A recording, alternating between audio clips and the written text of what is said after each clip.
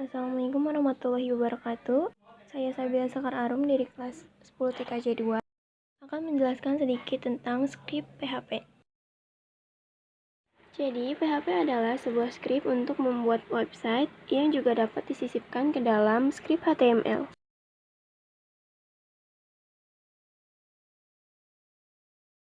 Sejarah PHP. PHP atau Personal Homepage dibuat oleh Rasmus Ehlendorf pada tahun 1994 untuk dirinya sendiri. Kemudian pada tahun 1995 ia membuat PHP Tools versi 1 untuk digunakan banyak orang, dan di tahun 1998 ia kembangkan lagi menjadi Hypertext Preprocessor yang hingga kini kita gunakan sampai versi 5 dan versi 7. Kenapa sih harus PHP? Yang pertama, karena syarat dan cara untuk membuat PHP itu mudah bagi para pemula. Yang kedua, gratis dan open source. Kemudian, populer dan didukung banyak komunitas. Dan yang terakhir, karena PHP khusus dibuat untuk website. Sebelum membuat PHP, apa saja yang diperlukan?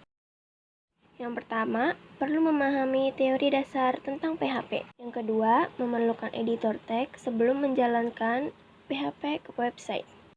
Kemudian memerlukan dua web, yaitu web server dan web browser.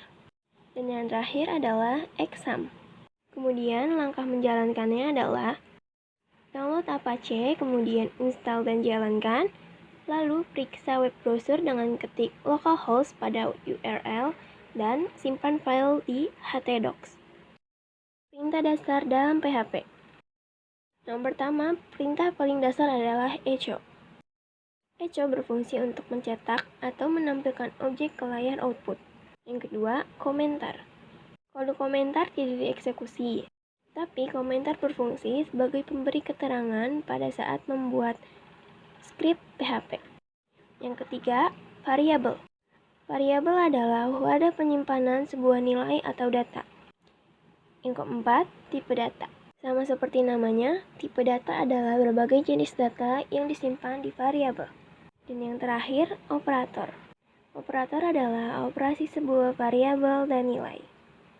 Berikut cara penggunaan echo dan komentar. Kemudian untuk variabel, kita memiliki peraturan-peraturan khusus sebelum memberi nama pada variabel. Yang pertama adalah diawali dengan tanda $. Yang kedua, tidak boleh diawali dengan angka, tidak boleh menggunakan spasi dan tanda baca kecuali garis bawah. Terakhir, sifatnya case sensitive, yang artinya berbeda huruf besar atau kecil sama dengan berbeda data. Jenis tipe data. Data memiliki 6 tipe. Yang pertama string untuk tipe data teks, kedua integer untuk tipe data angka, lalu float untuk angka dengan koma, boolean untuk tipe data benar atau salah, array untuk tipe data lebih dari satu nilai, dan null yang tidak memiliki data atau nilai. Macam-macam operator adalah operator aritmatika, penugasan, perbandingan, increment atau decrement, logika, string, dan array. Operator aritmatika. Operator aritmatika terbagi menjadi 6. Yang pertama, operasi penambahan dengan menggunakan tanda plus. Yang kedua, operasi pengurangan yang menggunakan tanda minus. Yang ketiga, perkalian dengan tanda bintang.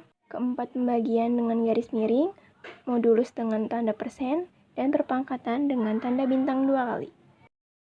Kemudian, operator logika. Operator logika terbagi menjadi 4.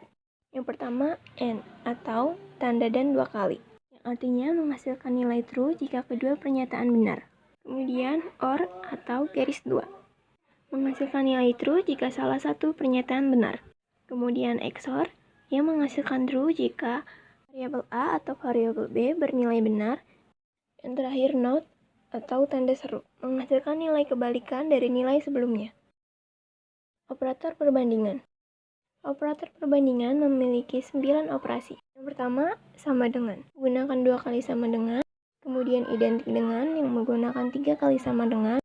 Tidak sama dengan menggunakan tanda seru dan sama dengan. Tidak identik sama dengan menggunakan tanda seru dan 2 kali sama dengan. Lebih kecil dari, lebih besar dari, lebih kecil atau sama dengan, lebih besar atau sama dengan, dan yang terakhir, spaceship. Sekian dari saya. Wassalamualaikum warahmatullahi wabarakatuh.